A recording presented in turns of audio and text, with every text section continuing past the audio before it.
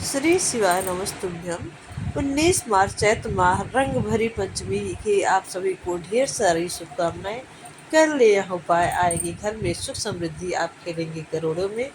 गुरु जी द्वारा शिव पुराण में वर्णित उपाय गुरु जी ने बताया है। यह उपाय ध्यान से सुने और इस उपाय को करें।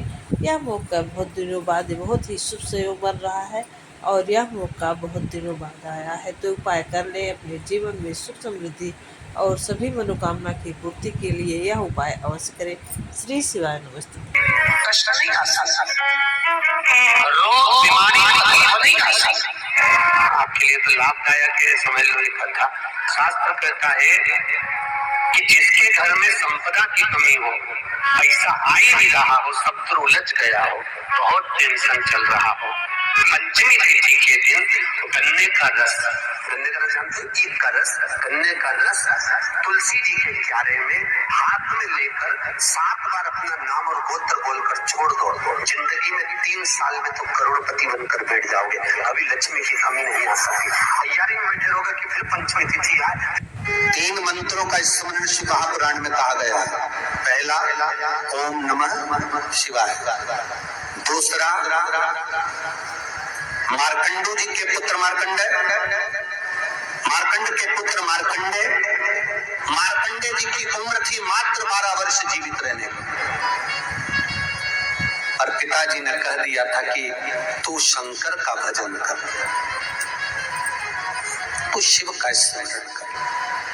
अगर तूने शंकर का भजन करा तो ये पक्का है कि अकाल मृत्यु वो मरे जो काम करे चंडाल का, काल उसका क्या बिगाड़े जो भक्त हो महाकाल का। काल का हरण करने वाला एक ही हो सकता है, वो महाकाल हो सकता है, उसके सिवा कोई नहीं। मार्कंडे जी से कहा तेरी उम्र 12 वर्ष की है, केवल 12 वर्ष।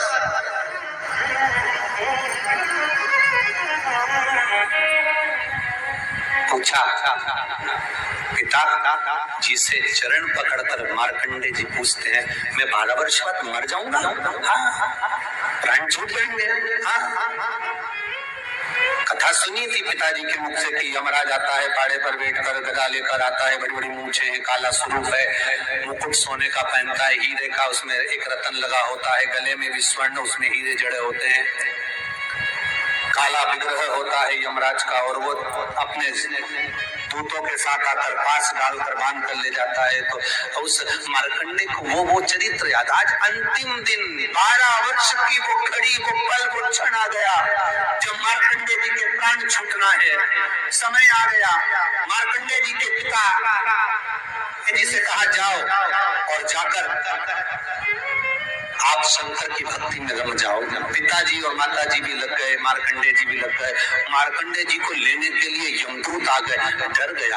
थोड़ी देर बाद यमदूत देखे कि शंकर का अनुमोदन कर रहा है, वापिस चले गए। यमराज आ गया, वही पाड़े पर बैठकर, वही भैंसे पर बैठकर, वही काला स्वरूप।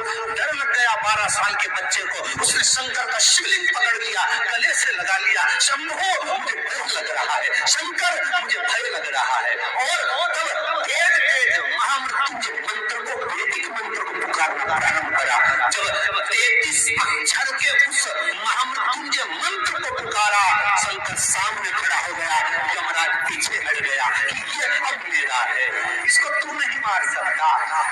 तो 33 अक्षर के मंत्र का उच्चारण जब उस मार्कंडे जी ने करा, देवता जान गए कि इस मंत्र की मूलता क्या है। पहला मंत्र ओम नमः शिवाय, दूसरा मंत्र जम के बोलो महामृत्युंजय मंत्र, और तीसरा मंत्र वही श्री शिवाय नमस्तुभ्यम।